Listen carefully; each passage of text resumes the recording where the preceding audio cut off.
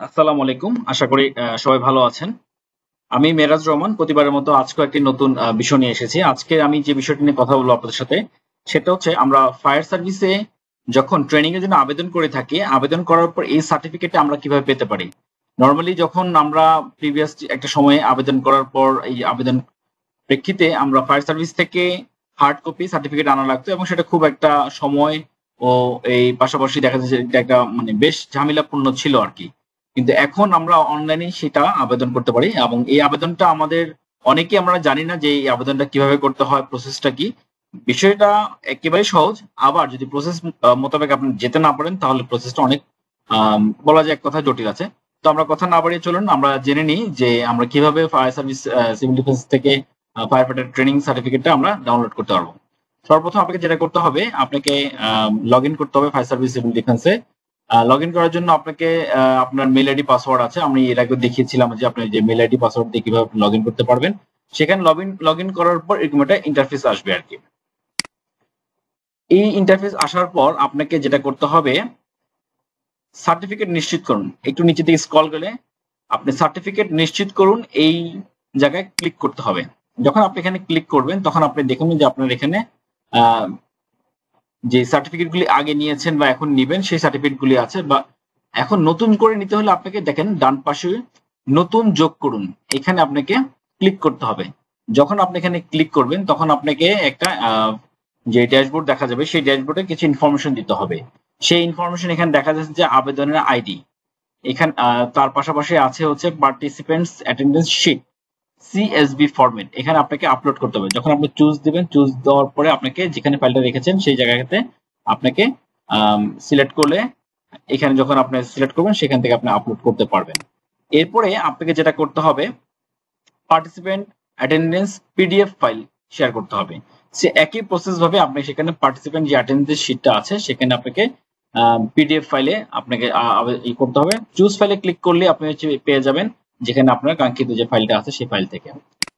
তারপরে আপনাকে যেটা করতে হবে, প্রতিষ্ঠানের নাম ইংরেজিতে, এখানে আপনি আপনার যে কোম্পানি আছে সেই নামটা ইংরেজিতে লিখতে পারেন। এখানে আপনি আপনার যে প্রতিষ্ঠান আছে সেই প্রতিষ্ঠানের নামটা বাংলায় লিখবেন। ট্রেনিং আপনি কবে শুরু করেছেন, ট্রেনিং সমাপ্তির তারিখ। আমরা অনেকে জেনে থাকি যে আমরা যখন ট্রেনিং করি তখন সেই ট্রেনিং এ আমাদের দুটা ডেট থাকে। ধরুন আমরা একটা ট্রেনিং ফাইলকে সিলেক্ট করি। এই ফাইল সিলেক্ট করার পর আপনি দেখেন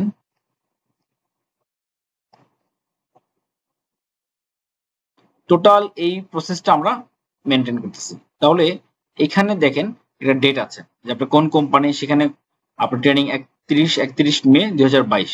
আপনি যদি অন্য ফাইল সিলেক্ট করেন, প্রত্যেকটা ফাইলেই এভাবে জিনিসগুলো সাজানো আছে। তো এই ট্রেনিং গুলো আপনি সর্বপ্রথম আপনাকে স্ক্যান করে নিতে হবে। স্ক্যান করে নেওয়ার পর আপনি সেই ফাইলগুলি আপলোড করবেন এবং এখানে ট্রেনিং এর ডেট লিখবেন যে কয় তারিখ থেকে কয় তারিখ আপনি ট্রেনিংটা করেছেন, শুরুর তারিখ এবং শেষ তারিখ। আপনি এখানে একটা ফর এক্সাম্পল আমি ডেট সিলেক্ট করলাম, আমি সেপ্টেম্বরের 11 তারিখে শুরু করেছি, সমাপ্তির তারিখ সেপ্টেম্বর 12 তারিখ। নর্মালি ট্রেনিংটা 2 দিনের হয়, আপনি এখানে একদিন দিলে সেটা সফটওয়্যার নেবে না। তারপর হচ্ছে প্রার্থীর নাম ইংরেজিতে। আমরা যে সকল প্রার্থীগুলি যে লিস্টটা 40 জন একটা ব্যাচ করি, আমরা সবাই জানি 40 জনের ব্যাচ, একটা ব্যাচে সর্বোচ্চ পর্যন্ত অ্যাপ্লাই করতে পারবেন। সেই 40 জনের ব্যাচে আপনার প্রত্যেকটা প্রার্থীর নাম ইংরেজিতে লিখবেন। আমি যদি লিখি এমডি মিরাজ রহমান, আপনি আপনার পিতার নাম লিখতে পারেন এমডি কিছু একটা আপনি লিখে দিলেন, এটা আপনার পিতার নাম। এরপরে আপনাকে যেটা করতে হবে, এখান থেকে আপনাকে প্লাস আইকনে গিয়ে আপনাকে আপনার যেই নতুন যেই প্রার্থীর আরো যারা আছে বাকি 39 জন তাদের নাম অ্যাড করতে হবে। কিন্তু আমি দেখেন এখানে ক্লিক করার পর এখানে একটা আসতেছে আবেদনের আইডি। এই জিনিসটা আমি ইচ্ছা করে আপনাদের একটা গ্যাপ রেখেছি যে আইডিটা আমরা যে প্রত্যেকটা ব্যাচ অ্যাপ্লাই করতেছি প্রত্যেকটা ব্যাচের এগেইনস্ট একটা ওটি নাম্বার থাকে। যে ওটি নাম্বারটা নর্মালি যেমন হয় যে 20220606 এভাবে একটা নাম্বার থাকতে পারে, সেখানে আপনি কি আইডিটা সিলেক্ট করবেন। দেখেন আমার একটা আইডি আছে ওটি 2022060665, আমি এটা সিলেক্ট করব। যখন এটা আমি সিলেক্ট করব তখন আমি প্লাস আইকনে চলে যাব। চলে যাওয়ার পরে এখানে দেখতে পাচ্ছেন আবার আমাকে নাম চাচ্ছে, বাবার নাম চাচ্ছে। যখন আমি আবার প্লাস আইকনে যাব তখন এখানে আমি যে কোনো নাম আমি লিখতে পারছি, বাবার নাম লিখতে পারছি। এইভাবে যখন আপনি সম্পূর্ণ 40 জনের পর্যন্ত শেষ করবেন তখন আপনি দাখিল সাবমিট করবেন। আচ্ছা, এখানে দেখেন আমি ভুল করে ফেলেছি, তাইলে আমি কি করব? সেক্ষেত্রে ডিলিট করার জন্য এখানে একটা ডিলিট বাটন আছে, টাপ দিলেই ডিলিট হয়ে যাবে। দিয়ে এই সকল কাজ যখন শেষ হয়ে যাবে তখন আপনি দাখিল করুন, এইখানে সাবমিট করবেন। সাবমিট করার পর আপনার ফাইলটা ফায়ার সার্ভিসে পর্যালোচনা থাকবে। পর্যালোচনা থাকার পর তারা আপনাকে সার্টিফিকেটে ইস্যু করবে।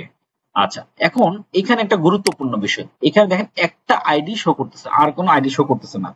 এখন মনের প্রশ্ন জাগতে পারে, তাহলে আর আইডি গুলো আমি কিভাবে আনবো? আপনি এখানে কোনো একটা আইডি লিখবেন, ধরেন আমি লিখলাম কোন একটা আইডি লিখে দিলাম, এটা কিন্তু কাজ করবে না।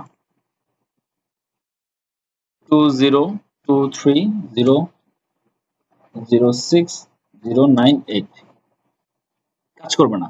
কেন কাজ করবে না?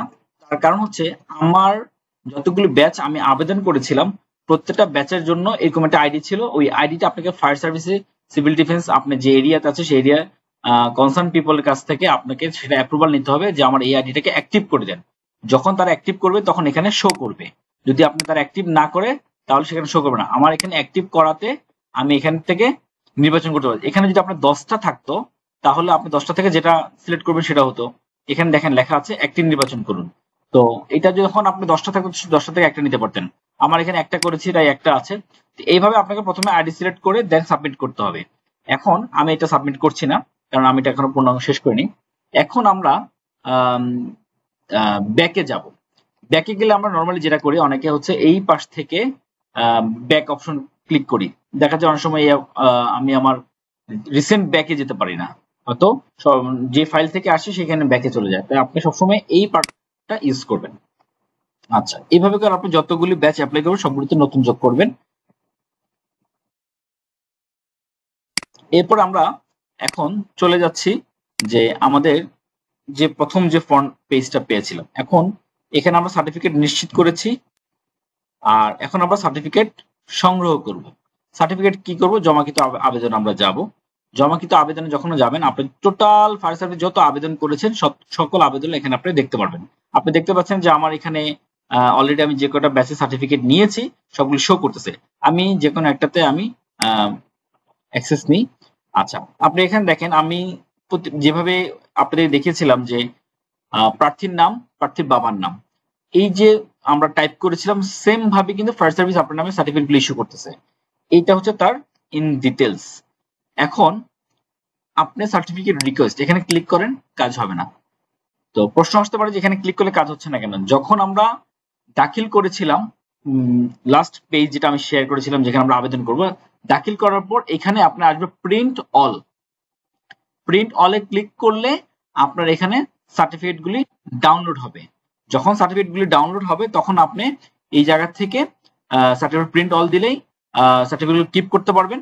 তবে মাথায় রাখতে হবে এটা একবারই পারবেন। যখন আপনি সার্টিফিকেটগুলি প্রিন্ট অলে ডাউনলোড করে ফেলবেন তখন এইভাবে আসবে সার্টিফিকেট রিকোয়েস্টেড, অর্থাৎ আপনি অলরেডি রিকোয়েস্ট করা শেষ এবং ডাউনলোডও করে ফেলেছেন। যতক্ষণ পর্যন্ত আপনি ডাউনলোড করবেন ততক্ষণ পর্যন্ত এখানে প্রিন্ট অল লেখা থাকবে। এভাবে এখন কোনো কারণে আপনার মনে হচ্ছে যে আমি এই সার্টিফিকেটগুলি আমার প্রিভিয়াস কলিগ চলে গিয়েছে, তাহলে এখন এটা কিভাবে করব? অডিট আমাকে ফাইন্ডিংস দিচ্ছে। তখন আপনাকে যেটা করতে হবে, আপনাকে পুনরায় ফায়ার সার্ভিসের সাথে যোগাযোগ করে এই যে ওটি নাম্বারগুলি আছে এই নাম্বারগুলি ওদেরকে বলতে হবে।